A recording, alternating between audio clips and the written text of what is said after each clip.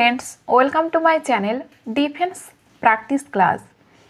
আজকে তোমাদের সাথে ডাব্লিউবিপি কনস্টেবল এবং কলকাতা পুলিশ কনস্টেবলের একটি নতুন ক্লাস নিয়ে চলে এসেছি।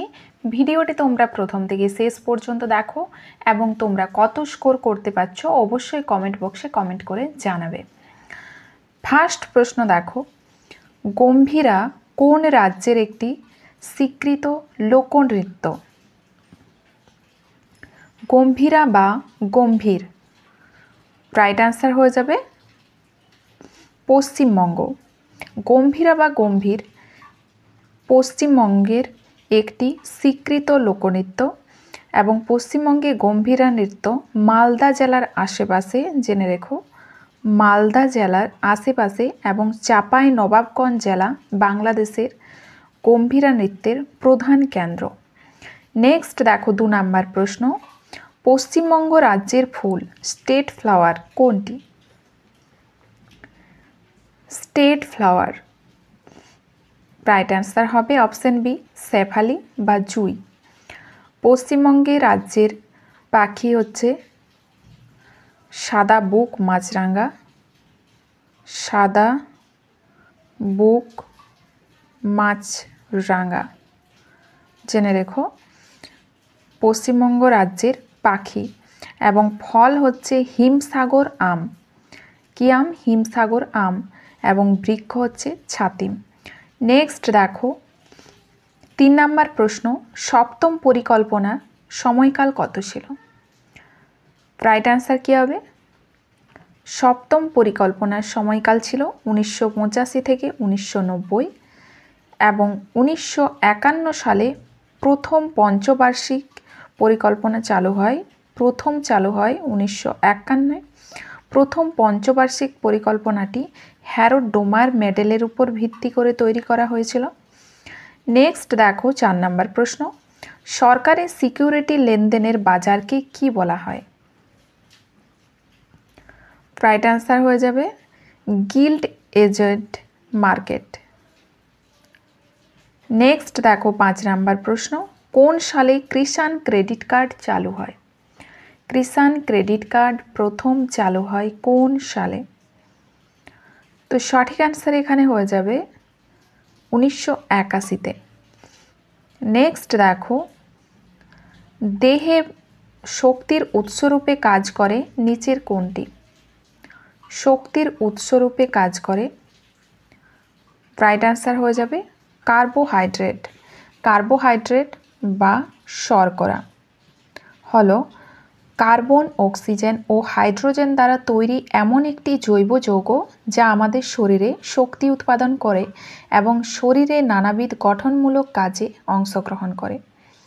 এবং সাধারণত 3 রকমের কার্বোহাইড্রেট আছে, 3 রকমের, জেনে রেখো মোনোস্যাকারাইড এবং ডাইস্যাকারাইড এবং পলিস্যাকারাইড। নেক্সট দেখো, প্রকৃতিতে সালফার পাওয়া যায় কোথায়? 7 নম্বর প্রশ্ন, সালফার পাওয়া যায় আগ্নেয়গিরিতে এবং সালফার হচ্ছে একটি অধাতু, গন্ধহীন, স্বাদহীন এবং প্রকৃতিতে এটি বিশুদ্ধ উপাদান হিসাবে সালফাইড এবং সালফেট খনিজ হিসাবে আসে। এর আকার, সালফারের সাধারণত আকার বা গঠন হচ্ছে হলুদ রঙের স্ফটিক। পরের প্রশ্ন দেখো 8 নম্বর প্রশ্ন, মন্ট্রিল চুক্তি কবে স্বাক্ষরিত হয়?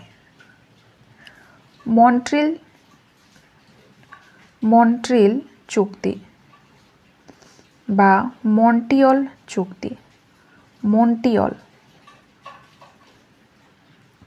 এই চুক্তি হচ্ছে ওজোন স্তর রক্ষা করার জন্য একটি আন্তর্জাতিক চুক্তি এবং এটি স্বাক্ষরিত হয় ওজোন স্তরকে রক্ষা করার জন্য 1987 সালের 16ই সেপ্টেম্বর স্বাক্ষরিত হয় মন্ট্রিয়ল চুক্তি এবং 1989 সালের 1 জানুয়ারি এটি কার্যকরী হয়। নেক্সট প্রশ্ন দেখো 9 নম্বর প্রশ্ন, পশ্চিমবঙ্গের সংকীর্ণতম স্থান চোপড়া কোন জেলায় অবস্থিত? রাইট অ্যান্সার হয়ে যাবে উত্তর দিনাজপুর জেলায় অবস্থিত। চোপড়া মাত্র 9 কিমি দীর্ঘ এবং এই অংশ মহানন্দা করিডোর নামে পরিচিত। কি নামে পরিচিত? মহানন্দা করিডোর। মহানন্দা করিডোর নামে পরিচিত। নেক্সট দেখো 10 নম্বর প্রশ্ন, নিচের কোন ভাষাটি সংবিধানের 8ম তফসিলে নেই? তো সঠিক অ্যান্সার এখানে হয়ে যাবে 8ম তফসিলে নেই ইংরেজি ভাষা। বর্তমানে সংবিধানের 8ম তফসিলে কটি ভাষা রয়েছে? 22টি ভাষা রয়েছে, তার মধ্যে কিন্তু ইংরেজি ভাষার স্থান নেই। নেক্সট দেখো 11 নম্বর প্রশ্ন, কংগ্রেসের কোন অধিবেশনে প্রথম বাঙালি মহিলা সভাপতি অংশগ্রহণ করেন? রাইট অ্যান্সার কি হবে এখানে? 1933 সালে। জাতীয় কংগ্রেসের প্রথম বাঙালি মহিলা সভাপতির নাম কি? মহিলা সভাপতি কে জেনে রেখো, নেলি সেনগুপ্তা। নেলি সেনগুপ্তা প্রথম বাঙালি মহিলা সভাপতি। অংশগ্রহণ করেন কে? নেলি সেনগুপ্তা 1933 সালে। তিনি 1910 সালে কলকাতায় কংগ্রেস রাজনীতিতে যোগ দেন এবং 1921 সালে মহাত্মা গান্ধীর অসহযোগ আন্দোলনে যোগ দেন এবং চট্টগ্রামে খদ্দর বিক্রয় করার সময় প্রথম গ্রেপ্তার হন, জেনে রেখো, নেলি সেনগুপ্তা। নেক্সট দেখো 12 নম্বর প্রশ্ন, ভারতের বৃহত্তম বায়ুবিদ্যুৎ কেন্দ্রের নাম কি? রাইট অ্যান্সার হয়ে যাবে মুপান্ডল। তামিলনাড়ু, দক্ষিণ উপকূল এবং গুজরাটের কচ্ছ ও সৌরাষ্ট্র অঞ্চল ভারতের সবচেয়ে বেশি বায়ু উৎপাদক শক্তি উৎপাদন কেন্দ্র হিসাবে স্থাপন করা হয়েছে। নেক্সট প্রশ্ন দেখো 13 নম্বর প্রশ্ন, ভারতের রাষ্ট্রপতি কার লিখিত সুপারিশের ভিত্তিতে জাতীয় জরুরি অবস্থা ঘোষণা করতে পারেন? রাইট অ্যান্সার হয়ে যাবে কেন্দ্রীয় ক্যাবিনেট। কেন্দ্রীয় ক্যাবিনেট ভারতের সংবিধানের 44তম সংশোধনের মাধ্যমে এটা ঠিক করে দেওয়া হয় যে কেন্দ্রীয় ক্যাবিনেটের লিখিত অনুমতি ব্যতীত রাষ্ট্রপতি জাতীয় জরুরি অবস্থা ঘোষণা করতে পারবেন না। নেক্সট দেখো 14 নম্বর প্রশ্ন, রাজ্যের মন্ত্রী পরিষদ সম্মিলিতভাবে কার কাছে দায়বদ্ধ থাকে? রাইট অ্যান্সার কি হবে এখানে? কার কাছে দায়বদ্ধ থাকে? রাজ্য বিধানসভা। সংবিধানের 164 নম্বর অনুচ্ছেদ অনুযায়ী রাজ্যের মন্ত্রী পরিষদ সম্মিলিতভাবে রাজ্যের বিধানসভার প্রতি দায়বদ্ধ থাকে। পরের প্রশ্ন দেখো 15 নম্বর প্রশ্ন, কত সালে চিপকো আন্দোলন সংগঠিত হয়? রাইট অ্যান্সার হবে 1973 সালে। হিমালয় পর্বতের অরণ্য সম্পদকে রক্ষা করার জন্য এই আন্দোলন হয় এবং এটি মহিলাদের আন্দোলন নামেও পরিচিত। চিপকো আন্দোলন এটি ভারতের প্রথম সংগঠিত পরিবেশ আন্দোলন। এটি হচ্ছে একটি পরিবেশ আন্দোলন এবং মহিলাদের আন্দোলন। নেক্সট দেখো 16 নম্বর প্রশ্ন, ব্যবহার সমতা ও দণ্ড সমতা প্রবর্তন করেন কে? রাইট অ্যান্সার হবে অশোক। অপশনে রাইট অ্যান্সার। অশোক ব্যবহার সমতা প্রবর্তন করেছিলেন কেন? তো যাতে তার সমস্ত প্রজা আইনে সমান হয় এবং তার দণ্ড সমতা দ্বারা তিনি জাতি ধর্ম নির্বিশেষে শান্তির সমতা চেয়েছিলেন। নেক্সট প্রশ্ন দেখো 17 নম্বর প্রশ্ন, দুন কার কার মধ্যে দেখা যায়? রাইট অ্যান্সার কী হবে এখানে? দুন কার কার মধ্যে দেখা যায়? এটি দেখা যায় শিবালিক ও হিমাচলের মধ্যে। দুন উপত্যকা হচ্ছে ভারতের উত্তরাখণ্ড, হিমাচল প্রদেশ এবং হরিয়ানা রাজ্যের শিবালিক পাহাড় এবং লেসার হিমালয়ের মধ্যে একটি দীর্ঘ উপত্যকা।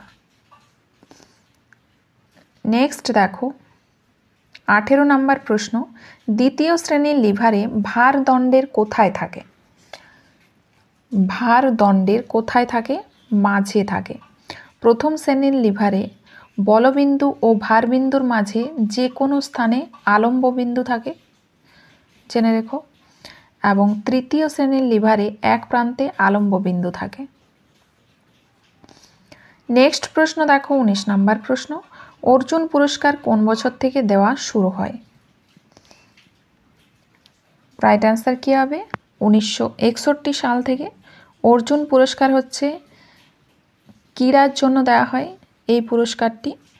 এটি ভারতের দ্বিতীয় সর্বোচ্চ ক্রীড়া পুরস্কার এবং সর্বোচ্চ পুরস্কার কি?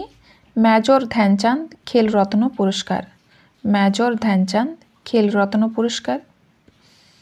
প্রাচীন ভারতের সংস্কৃত মহাকাব্য মহাভারতের অন্যতম কেন্দ্রীয় চরিত্র অর্জুনের নামে এই পুরস্কারের নাম রাখা হয়েছে অর্জুন পুরস্কার।